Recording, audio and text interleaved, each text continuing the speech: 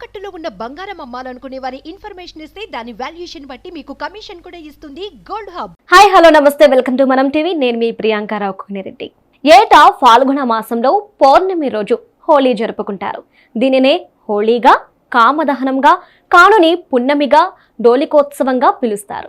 దేశవ్యాప్తంగా ఒక్కరోజు జరిగే ఈ హోళీ వేడుకను పరమేశ్వరుడు కొలువైన కాశీలో మాత్రం 5 రోజుల ముందుగా ఏకాదశి రోజు నుంచి మొదలవుతుంది.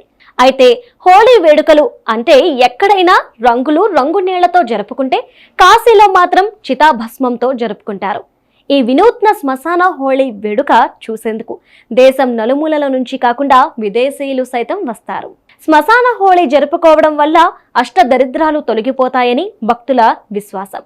కాశీలో హరిశ్చంద్ర ఘాట్ వద్ద చితిమంటలు 24 గంటలు మండుతూనే ఉంటాయి.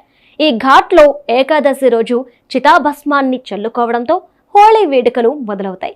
ఈ సమయంలో నాగసాధువులు బంగ్ అనే మత్తు కలిగించేదాన్ని తాగుతారు. దీనినే పరమేశ్వరుడి మహాప్రసాదంగా భావిస్తారు. వేడుకకు ముందు చితికి మంగళహారతిచ్చి ఢమరుకం మోగించి దిక్కులు పిక్కటిల్లేలా పంచాక్షరి మంత్రాన్ని జపిస్తారు. కేవలం మణికర్ణిక ఘాట్తో పాటు ఆ బూడిదను కాశీ విశ్వనాథుడి దేవాలయంలోకి కూడా తీసుకెళతారు. ఆ రోజును పురాణ కథనం ప్రకారం విశ్వనాథుడు పార్వతీదేవిని తీసుకుని కాశీ నగరంలో అడుగుపెట్టిన రోజుగా, వారు వచ్చిన సందర్భంగా రంగులు చల్లుకుంటూ తమ ఆనందాన్ని తెలియజేశారని చెబుతారు. అందుకు గుర్తుగా పార్వతీ పరమేశ్వరుల విగ్రహాలపై రంగులు చల్లుతూ ఊరేగిస్తారు. ఈ సాంప్రదాయ వేడుకలకు ఆలయ ప్రధాన అర్చకులు ప్రాతినిధ్యం వహిస్తారు. సాధారణంగా చనిపోయిన వారికి శోక సంద్రంతో వేడుకలు పలుకుతారు.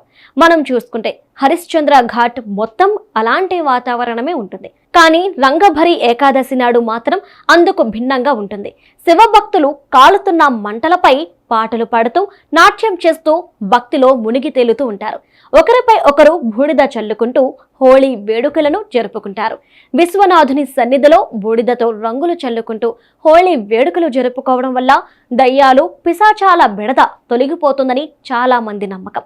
అంతేకాదు ప్రతికూల శక్తుల నుంచి విముక్తి లభిస్తుందని వీరు విశ్వసిస్తారు. ఈ భిన్నమైన వేడుకలను చూసేందుకు ప్రపంచం నలుమూలల నుంచి భారీ సంఖ్యలో భక్తులు తరలి రావడం విశేషం.